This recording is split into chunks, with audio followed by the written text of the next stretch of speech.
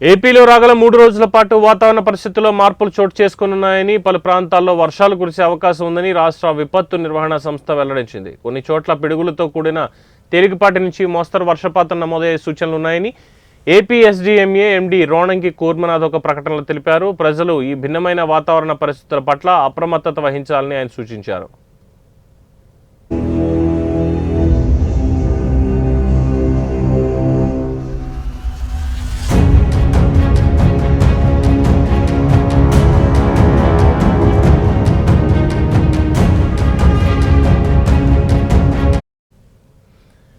ముఖ్యంగా ఇవాళ శ్రీకాకుళం, విజయనగరం, పార్వతీపురం మన్యం, అల్లూరు సీతారామరాజు, అనకాపల్లి, కాకినాడ, ప్రకాశం, నంద్యాల, అనంతపురం జిల్లాల్లో కొన్ని ప్రాంతాల్లో పిడుగులతో కూడిన తేలికపాటి నుంచి మోస్తరు వర్షాలు కురిసే ఆస్కారం ఉందని కూర్మనాథ్ వివరించారు. ఈ మేరకు సంబంధిత జిల్లాల ప్రజలను అప్రమత్తంగా ఉండాలని కోరారు.